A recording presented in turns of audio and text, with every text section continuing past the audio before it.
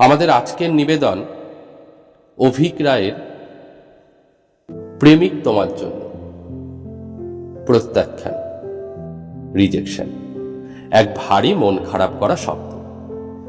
সে বাংলা, ইংরাজি, ফার্সি, হিব্রু যে ভাষাতেই হোক না কেন, আমাদের প্রত্যেককেই জীবনের কোনো না কোনো সময় প্রত্যাখ্যাত হতেই হয়। কখনো চাকরির ইন্টারভিউ দিতে গিয়ে, কখনো অটো চালকের কাছে 100 টাকার খুচরো চাইতে গিয়ে, কখনো কাউকে প্রপোজ করতে গিয়ে, আবার কখনো কোনো সম্পর্কে দীর্ঘকাল থাকার পরে।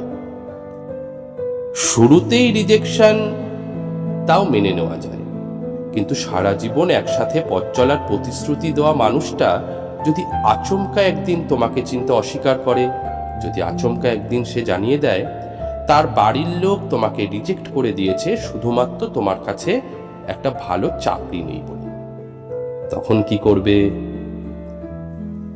जो मर्द होता है उसे दर्द नहीं होता।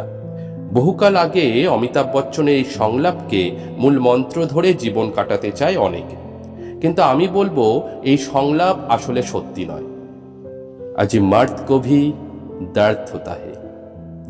প্রেম ভেঙে গেলে, সম্পর্ক দুমড়ে মুচড়ে গেলে পুরুষের গাল বেয়েও জল গড়িয়ে পড়ে, কিন্তু সেই জলের দাগ তাদেরকে তড়িঘড়ি মুছে ফেলতে হয়, নয়তো সমাজ বলবে পুরুষ মানুষ হয়ে কাঁদছিস। এখন অবশ্য অনেক জায়গাতে আরো একটা কথা বলবার প্রচলন হয়েছে, পুরুষ মানুষ মাত্রই নাকি প্রতারক। কিন্তু সত্যি কি তাই? সত্যি কি একটা পুরুষ একটা সম্পর্কে থাকাকালীন আরো একটা কি দুটো সম্পর্কে জড়িয়ে পড়ে? সত্যি কি একজন পুরুষ শুধুমাত্র খুঁজে বেড়ায় নারীর শরীর?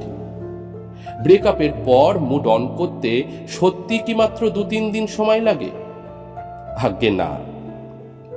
প্রতি বছর দুর্গাপুজো, সরস্বতী পুজো, ঈদে, ক্রিসমাসে যখন এক ঝাঁক প্রেমিক প্রেমিকা হাতে হাত রেখে ঘুরে বেড়ায়, ফুচকার ঝাল নিয়ে ঝগড়া করে, ওলা উবের দেরিতে আসলে অস্থির হয়ে যায়, একটু খেয়াল করলেই দেখতে পাবে সেই সব কিছু থেকে দূরে থাকা বেশ কিছু পুরুষকে একা একা ঘুরে বেড়াচ্ছে আলোর চাদোয়ার নিচে, এক বুক অন্ধকার নিয়ে, শূন্য দৃষ্টি নিয়ে।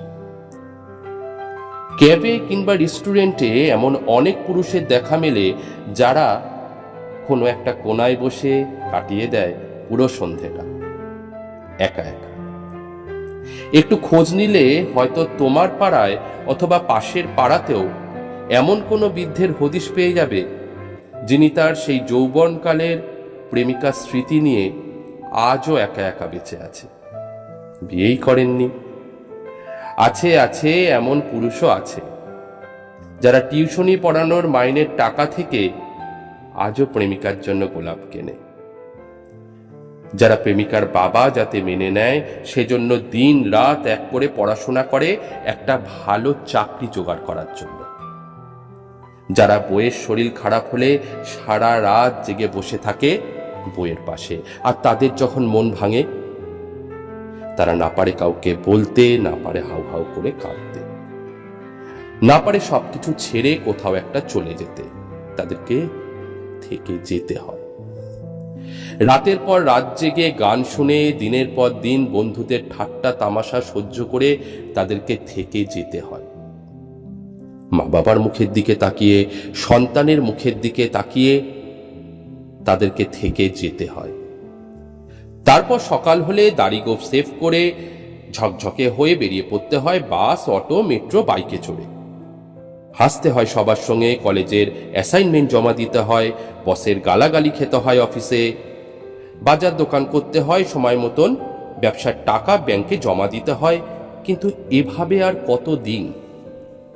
তোমরাও তো সত্যিকারে ভালোবেসেছিলে, তোমরাও তো শেষ দিন অবধি চেয়েছিলে সম্পর্কটা টিকে থাকুক। তাহলে সেই সময় তোমার কাছে একটা ভালো মাইনের চাকরি ছিল না বলে, অথবা একটা ছোট্ট ভুল বোঝাবুঝিতে একটা বড় ইস্যু বানিয়ে যারা সেদিন তোমাদের হাত ছেড়ে চলে গিয়েছিল তারা তো ভালো আছে, তাহলে তোমরা কেন ভালো থাকবে না? আমি কিন্তু একবারও বলছি না ভালো থাকার মানে এক্ষুনি আরো একটা সম্পর্কে জড়িয়ে পড়া। আমি শুধু বলছি, লুকিয়ে রাখা চোখের জলটাকে মুছে ফেলো। এবার একটু মন থেকে হাসো। গঙ্গার ধারে হাওয়া খাও, সিনেমা দেখো, বন্ধুদের সাথে আড্ডা দাও, হাসি ঠাট্টা করো। তোমার প্রিয় রেস্টুরেন্টের সেই প্রিয় আইটেমটা তোমার জন্য কিন্তু আজও অপেক্ষা করছে। বিরিয়ানি, কষা মাংস, তোমার প্রিয় আইসক্রিম তোমাকে হাতছানি দিয়ে ডাকছে, সাড়া দাও। আর এই ভালো থাকার অভ্যাসটা একবার তৈরি হয়ে গেলে দেখবে ঠিক কেউ একদিন এসে আবার তোমার হাতটা শক্ত করে ধরেছে। আর সেই মানুষটা তোমার হাত আর কোনো দিনও ছাড়বে না। সে থাকবে তোমার জন্য আজীবন। মিলিয়ে নিও। নমস্কার, নির্ঝরের পক্ষ থেকে সকলকে জানাই অনেক অনেক অভিনন্দন। সকলে আমাদের পাশে থাকবেন, প্রচুর পরিমাণে শেয়ার করে, লাইক, কমেন্ট, ভিউ করে আমাদের এগিয়ে যাওয়ার পথটাকে আরো সুগম করবেন, এই আশাই রাখি।